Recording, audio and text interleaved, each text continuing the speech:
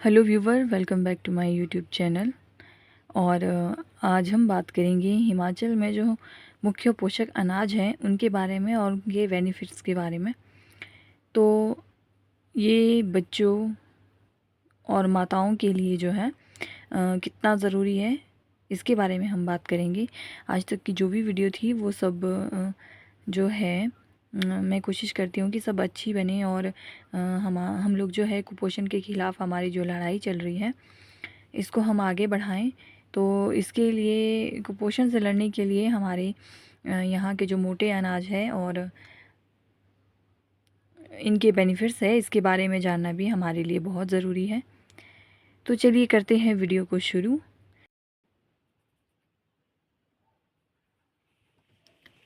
पोषण युक्त मोटे अनाज। भारतीय उपमहाद्वीप के पोषण मोटे अनाज जो कोदा, कावनी, सावा, चौलाई, कुटकी इत्यादि का इतिहास 5000 वर्ष से भी पुराना माना जाता है। ये पोषण युक्त मोटे अनाज हमारे भोजन का केंद्र बिंदु थे, लेकिन समय के साथ अन्य अनाजों ने इनका स्थान ले लिया। हालांकि इससे देश की खाद्य सुरक्षा को बल मिला, लेकिन पोषण की समस्या जो है बढ़ती चली गई। अन्य अनाजों के उत्पादन पर जलवायु परिवर्तन का असर, कम उत्पादन और बढ़ती लागत के रूप में देखा गया। वहीं ये पुराने अनाज जलवायु के अनुकूल हैं और सूखे की स्थिति में भी बिना किसी लागत के साथ उच्च उत्पादन देते हैं। तो अनाजों के अंतर्राष्ट्रीय वर्ष के रूप में मनाने के निर्णय किया है ताकि इन्हें बचाए रखने और आगे बढ़ने का काम किया जा सके। हिमाचल प्रदेश के लगभग सभी जिलों में इन पोषण युक्त मोटे अनाजों की खेती की जाती है। प्रदेश सरकार के नेतृत्व में कृषि विभाग भी मोटे अनाजों को बढ़ावा देने की दिशा में जो कार्य योजना बनाकर काम कर रहे हैं।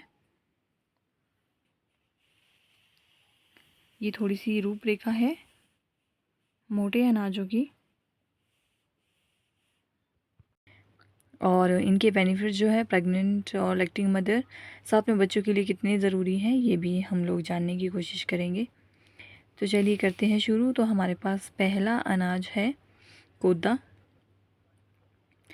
इसके जो स्थानीय नाम है वो हम बोल सकते हैं रागी, मंडवा, कोदरा, ठीक है। और इंग्लिश में जो है इसको हम बोलेंगे फिंगर मिलेट।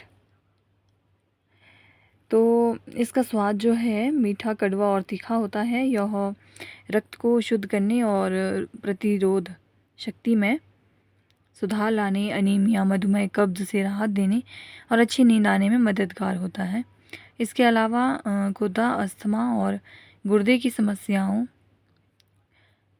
प्रोस्टेट, रक्त कैंसर और आंत, थायराइड, गले, अग्नाशय यकृत के कैंसर से संबंधित समस्याओं से छुटकारा दिलाने में भी सहायक होता है। और इसमें उच्च पौष्टिक मूल्य होते हैं जो मनुष्य के लिए एक अच्छा भोजन है।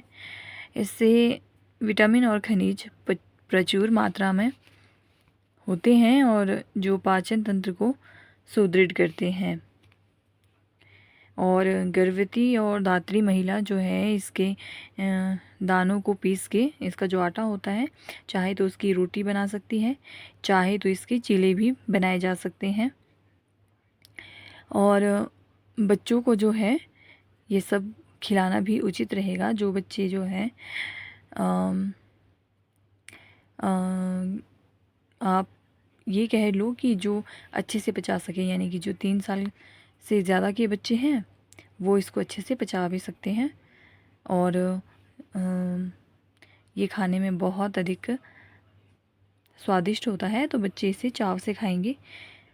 तो स्पेशली मैं बात करूं डिस्ट्रिक्ट किन्नौर की, तो यहाँ पे जो है ये सब बच्चों को, गर्भवती और धात्री महिलाओं को खिलाया भी जाता है। और ये बहुत ही अच्छे से बच्चे जो है और माताएं पचाने में मदद हो जाती है। तो नेक्स्ट जो है हमारे पास अनाज, ये देखिए, तो ये है चौलाई। इसको जो है हम लोग अमरनाथ इंग्लिश में बोलेंगे और जिसके जो स्थानीय नाम है वो है राजगिरी, रामदाना या सलियारा। तो चौलाई का प्रयोग जो है हरे पत्तों और बीज के रूप में किया जाता है। यह दांतों के रोग, कंठ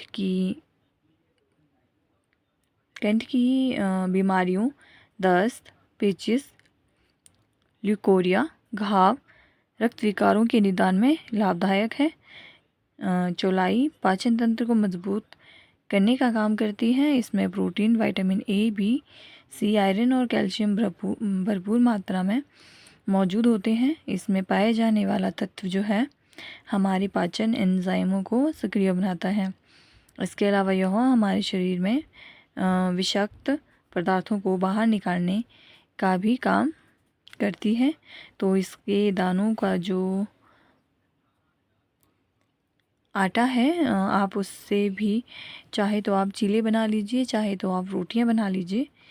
ये इस तरह से उपयोग होता है और बहुत ही ज़्यादा बेनिफिट है और बहुत ही ज़्यादा स्वास्थ्यवर्धक चीज़ें हैं। और मैं यही चाहूँगी कि धीरे धीरे जिस तरह से हमारे यहाँ पर पारंपरिक भोजन है वो जो लुप्त हो रहे हैं, तो इनको यदि हम जो है खाने में उपयोग करेंगे तो बहुत सारी बीमारियों से जो है बचा जा सकता है। तो नेक्स्ट है हमारे पास, ये देखिए, ये है सावा बार्नयार्ड मिलेट। और इसको जो है हम सौक, मैं आपको अच्छे से दिखा देती हूँ, सावा या जिगोरा कहते हैं। और यह स्वाद में ना मीठा होता है। यह थायराइड और अग्नाशय के लिए अच्छा होता है। सावा मधुमेह और कब्ज से छुटकारा पाने में मदद करता है क्योंकि इसमें बहुत सी अधिक फाइबर होता है। और यह यकृत, गुर्दे, पित्ताशय की थैली की सफाई एवं अंतःस्रावी ग्रंथियों के लिए अच्छा होता है। यह पीलिया को कम करने में मदद करता है और अंडाशय तथा गर्भाशय के कैंसर को भी यह कम करने में सहायक होता है। ये देखिए, ये जो लोकल अनाज है ये आप खुद से उगा भी सकते हो और बहुत अच्छे बेनिफिट जो है आप इसके ले सकते हो। तो नेक्स्ट है हमारे पास काउनी, फॉक्सटेल मिलेट। तो इसके भी बहुत से फ़ायदे हैं। इसको कौनी भी कहा जाता है और यह स्वाद में मीठा और कड़वा होता है। इसमें 8% जो है फाइबर के साथ 12% प्रोटीन मौजूद है। और जो मधुमेह यानी कि शुगर यानी कि डायबिटीज़ के रोगियों के लिए एक अच्छा भोजन है।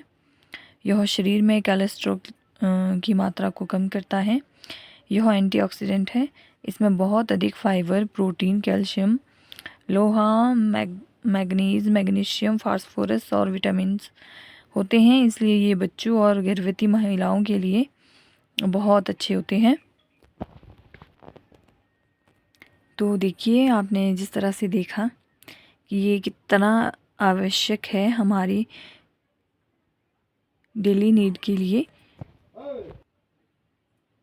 भविष्य की जो योजनाएं हैं सरकार के द्वारा, चलो उसके बारे में थोड़ा सा जान लेते हैं कि प्रदेश की जो जलवायु के अनुकूल पोषक अनाजों की जिलावार पहचान व इसके स्थानीय तथा वैज्ञानिक नामों का डेटाबेस तैयार करना है। पोषक अनाजों के उत्पादन एवं इनकी पौष्टिकता पर डेटा सहेजना है। विभिन्न पोषक अनाज पैदा करने वाले प्रमुख इलाकों और क्लस्टर की पहचान करना है। पोषक अनाजों की वैल्यू एडिशन हेतु डॉक्टर YS परमार औद्यानिकी एवं वानिकी विश्वविद्यालय नौणी, कृषि विश्वविद्यालय पालमपुर और राष्ट्रीय पादप अनुवंशिक संस्थान ब्यूरो द्वारा इजाज़ तकनीक की सहायता लेना है। पोषक अनाजों के बीज को इकट्ठा कर इन्हें किसानों में वितरित कर बढ़ाना तथा इसकी प्रमाणीकरण करना है। पोषक अनाजों को उगाने के लिए किसानों को प्रोत्साहित करने के लिए प्रसार तकनीकों के साथ मास मीडिया का प्रयोग, किसान स्वयं किसान समूह, स्वयं सहायता समूह, महिला मंडलों के बीच पोषक अनाजों के प्रति जागरूकता अभियान चलाना तथा किसान एवं उपभोक्ता को एक साथ जोड़ना ताकि पोषक अनाजों को बेचने की जो व्यवस्था है वो बेहतर की जा सके। ये देखिए, तो ये हैं हमारे हिमाचल में पाए जाने वाले पोषक अनाज। और मोटे तौर पे हम बता देते हैं कि मोटे अनाजों में पोषक तत्व जो है कितनी मात्रा में और कितना जो है पाया जाता है। पोषक अनाजों के संरक्षण एवं संवर्धन हेतु प्रयासरत हिमाचल सरकार।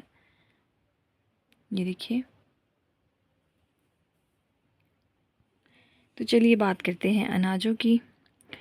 तो अनाजों में जो है, मोटे अनाजों में पोषक तत्व हैं प्रोटीन, फाइबर और खनिज। प्रति 100 ग्राम पर आयरन और कैल्शियम। बाजरा है 10.6 ग्राम में है ये। तो इसमें देखिए, बाजरा जो है, बाजरे में जो 100 ग्राम बाजरा है उसमें जो है प्रोटीन है 10.6, फाइबर है 1.3 और खनिज है 2.3, आयरन है 16.9 एंड कैल्शियम है 38 ग्राम। नेक्स्ट है हमारे पास कोदा। तो कोदे में जो प्रोटीन है वो है 7.3 और फाइबर है 3.6, खनिज है 2.7 एंड आयरन है 3.9 एंड 3.44 ग्राम जो है हमारे पास कैल्शियम है। फिर है बात हमारी काउनी की। तो जो काउनी है उसमें है 12.3 प्रोटीन, 8 फाइबर, 3.3 खनिज, आयरन 2.8 एंड 31 कैल्शियम। ठीक है। फिर है हमारे पास चीना। तो चीना है हमारे पास 12.5 और फाइबर है 2.2, खनिज है 1.9, आयरन है 0.8 एंड 14 ग्राम है कैल्शियम। नेक्स्ट है हमारे पास कोदो। तो ये है हमारे पास 8.3 और प्रोटीन, फाइबर है हमारे पास 9 ग्राम, खनिज है हमारे पास 2.6, आयरन है 0.5 एंड 27 ग्राम है कैल्शियम। कुटकी है हमारे पास 7.7, फाइबर है हमारे पास 7.6, खनिज है 1.5, आयरन है 9.3 एंड कैल्शियम है 17 ग्राम। सावा, ये है हमारे पास प्रोटीन 11.2, फाइबर है 10.1, खनिज है 4.4, आयरन है 15.2 एंड 11 ग्राम है हमारे पास कैल्शियम।